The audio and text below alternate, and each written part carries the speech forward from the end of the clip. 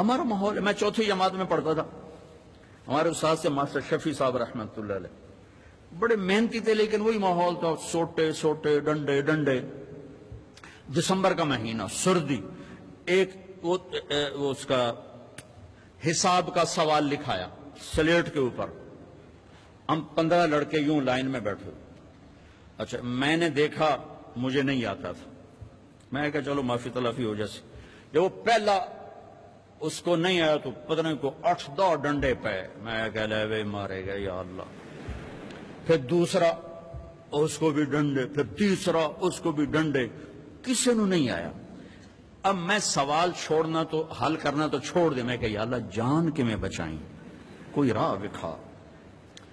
اچھا ہمارا دیہاتی کلچر تھا تو ابا جی رحمت اللہ علیہ، یہ کوئی رشوت نہیں ہوتی تھی، یہ اپنی سعادت سمجھ کر استاد جی کے گھر گندم جاتی تھی، چاول جاتے تھے، اور گھی جاتا تھا، مکھن جاتا تھا، دیسی شکر اس کو تیار ہوتی تھی وہ جاتی تھی، گنے جاتے تھے، مرچیں جاتی تھیں، کنو جاتے تھے، آم جاتے تھے. یہ سب کچھ جو ہم لگاتے تھے. اب میں سوچ میں پڑ گیا یا اللہ ہوں کی آکھاں استاد جی نو کڑک آمنی ہے، چاول آمنے، کس سے شاید ابھی موسم کوئی نہیں جی کی کراں. پھر مجھے یاد آیا مرچاں کھلوتیاں. اب جب 2 لڑکے رہ گئے نا تو میں مسئلہ حل کر چکا تھا. تو میں اٹھا، میں کہا استاد جی ابا جی پیان دیان کل مرچاں گھر اپڑ جس. انہوں نے کہا شاباش میرا پتر شاباش، تو ایدے بہ جا، تو ایدے بہ جا. لبے مرچاں میری جان بچائی، لیکن یہ جھوٹ مجھے میرے استاد کی سختی نے سکھایا. میں جھوٹ نہیں بولنا چاہتا تھا.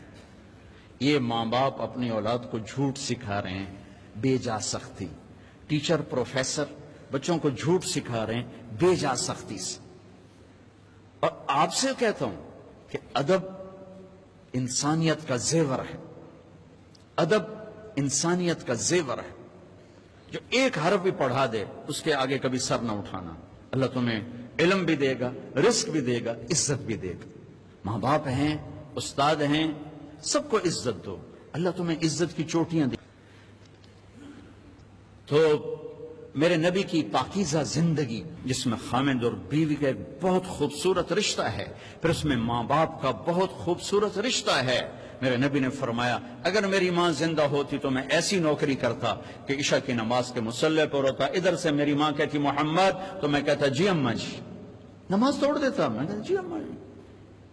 میرے نبی سے پوچھا گیا قیامت کب آئے گی؟ تو اللہ کو پتا ہے. کہ کوئی نشانی؟ کہ جب ماؤں کو ذلیل کیا جائے گا آ جائے. ایک اور بات سن رہی، جب بیٹیاں ماؤں کو ذلیل کریں گی تو قیامت آ جائے گی. بیٹیوں کا خاص طور پہ نام لیا کہ جب بیٹیاں بھی ماؤں کو ذلیل کریں گی تو قیامت آ جائے گی. یہ بڑے خوبصورت زندگی میرے نبی ہمیں دے کر گئے. صرف تسبیح پکڑا کے نہیں گئے، صرف مصلی پہ بیٹھا کر نہیں گئے. وی سی کی کرسی پر کیسے بیٹھنا یہ بھی سکھایا ہے، اور بیوی کے ساتھ کیسے چلنا یہ بھی سکھایا. عورتوں کو بھی سکھایا ہے کہ اگر میرے دین میں سجدہ ہوتا تو میں بیوی سے کہتا اپنے خامند کو سجدہ کر. اور ماں کے قدموں تلے جنت ہے تیری، باپ تیری جنت کا دروازہ ہے.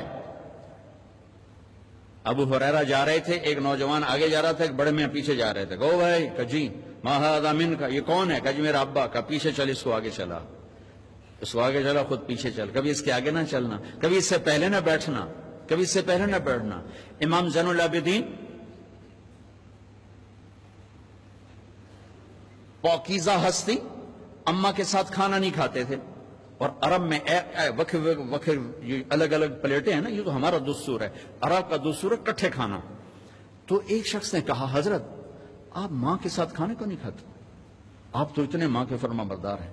کہا بھائی مجھے ڈر لگتا ہے کہ میری ماں کی آنکھ کسی بوٹی پہ پڑے اور اس کا ہاتھ آگے آنے سے پہلے وہ بوٹی میں اٹھا کے کھا لوں تو کوئی اللہ کی بارگاہ میں مردود نہ ہو جاؤں، اس لیے میں اماں کے ساتھ مل کے کھانا نہیں کھاتا. سو جن کے ماں باپ زندہ ہیں، استاد بھی باپ ہوتا ہے، سسر بھی باپ ہوتا ہے، ساس بھی ماں ہوتی ہے. اپنے استادوں کو بھی باپ سمجھو، حقیقی باپ کو بھی باپ سمجھو. حضرت علی نے فرمایا جو مجھے ایک حرف قرآن کا نہیں کوئی ایک حرف سکھا دے، قرآن نہیں کوئی، تو میں اس کا غلام ہوں، جہاں چاہے بیچ دے۔ ادب کرو گے تو اللہ علم دے گا، ڈگری کے لیے نہ پڑھو، علم کے لیے پڑھو، اللہ تمہارے لیے رزق کا دروازہ بھی کھولے گا، علم کا دروازہ بھی کھولے گا۔ ٹیچروں سے کہتا ہوں طلبہ کو محبت سے لو، ٹانٹنگ نہ کریں، طنز نہ کریں، بے عزت نہ کریں۔ بے عزت کرنے سے ریئیکشن ہوتا ہے، عزت ختم ہو جاتی ہے۔ اگر چھوٹوں کی محبت لینی، انہیں عزت دینا شروع کریں، انہیں پیار دینا شروع کریں، وہ آپ کو عزت دیں گے۔ اگر آپ بڑے ہونے کا روب جتلا کر ان پر سختی کریں گے، ریئیکشن آئے گا۔ ہمارا ماحول ہے ماں باپ بھی سختی کرتے ہیں، ماں باپ بھی تربیت کے نام پر ڈنڈا اٹھائے پھرتے ہیں، اور کتنے بچوں کو بیمار کر دیا۔ تیرے نمبر کیوں تھوڑے ہیں، تیرے نمبر کیوں تھوڑے ہیں، تیرے اے کیوں تھوڑے ہیں، یہ پتہ نہیں ہے اے بی کی تھوا بڑا ہے، تو ان کو پاگل کر دیا ہے۔ اب یہ واچ کرو، دیکھو ماتھے پر رزق لکھا ہوتا ہے، ڈگریوں پر رزق نہیں لکھا ہوتا۔ یہ اچھے انسان بنے، اچھے انسان بنے، معاشرے کا اچھا فرد بنے، پڑھانے کی محنت ضرور کرو، پاگل نہ بنو، پاگل نہ بنو، اپنی اولاد کو پاگل نہ کرو۔ میرا ایک بچہ ذہین تھا، دوسرا ذرا متوسط تھا، تو میری بیگم نے دونوں کا آپس میں مقابلہ کرا چھوٹے کو بڑے کا دشمن بنا دیا۔ تو دیکھ تیرے اتنے تھوڑے نمبر آئے، یہ تیرا بھائی ہے، دیکھ اس کے کتنے اچھے نمبر آئے۔ وہ چھوٹے وہ بڑے کے گریبان پکڑنے لگے، اور اتنا اس کے ساتھ وہ بدتمیز ہو گیا۔ میں کہا ویکھ اے تیرے مقابلے دا نتیجہ ہے۔ ایک کا قدرتی استعداد تھوڑی ہوتی ہے، کسی اور چیز میں زیادہ ہوتی ہے، ایک پڑھنے میں اچھا ہوتا ہے، ایک کسی اور چیز میں اچھا ہوتا ہے۔ یہ ایسا خوبصورت نظام ہے جس نے 6 بر اعظم کے انسانوں کو ایمان بھی پہنچایا ہے، کلمہ بھی پہنچایا ہے، اور لاکھوں غیر مسلموں کو ایمان میں آنے کا راستہ دکھایا ہے۔ میں آپ سب بچوں سے کہتا ہوں کسی سیاسی تحریک کا حصہ نہ بنو، کسی سیاسی پارٹی کا حصہ نہ بنو، کوئی نعرے بازی نہ کرو۔ جو بھی آئے گا اپنا جیب لے کر آئے گا، اپنا پیٹ لے کر آئے گا۔ اپنے آپ کو ٹھیک کرنے کی محنت کرو۔ سب سے بڑی سیاست ہے کہ تم اللہ کو راضی کر لو۔ جو پڑھ رہے ہو اس میں تم علم والے بنو، صرف ڈگری والے نہ بنو، علم والے بنو۔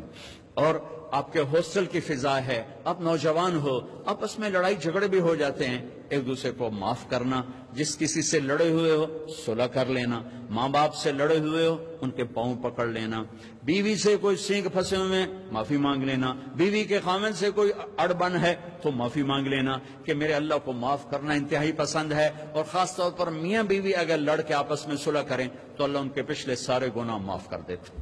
یہ صلح اللہ کو ایسی پسند ہے۔ تو اب ہاسٹل میں پارٹیاں بن کے نہ رہو، آپس میں اگر کوئی جھگڑا لڑائی ہے معاف کرو، گلے سے لگو، سینے سے لگو، اپنے حوصلوں کو خوبصورت بناؤ قرآن سے، میوزک سے نہیں، قرآن سے۔ اللہ تمہیں جنت کی میوزک سنانے والا ہے۔ ایک نغمہ چھڑے گا نا تو ہزار سال ایک ہی نغمہ تمہیں سناتا جائے گا، تم سر دھنتے رہو گے، تمہارے سننے کا مزہ ختم نہیں ہوگا۔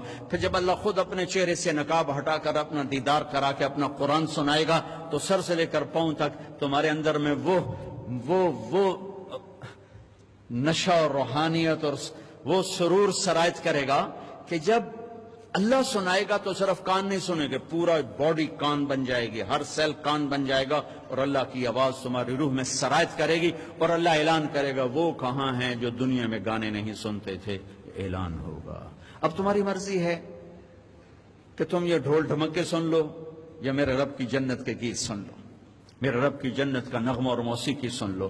تو آپس میں میرے عزیزو پیار محبت سے رہو، آپس میں الفت سے رہو، درگزر سے رہو۔ کبھی کھٹ پٹ ہو جائے تو کسی سے کو ہماری صلح کراؤ، خود کرو، نہیں کر سکتے کسی سے کو بیچ میں پڑے، وہ نہیں پڑھ رہے تم اوپر کے بچے مل کر ان کی صلح کراؤ۔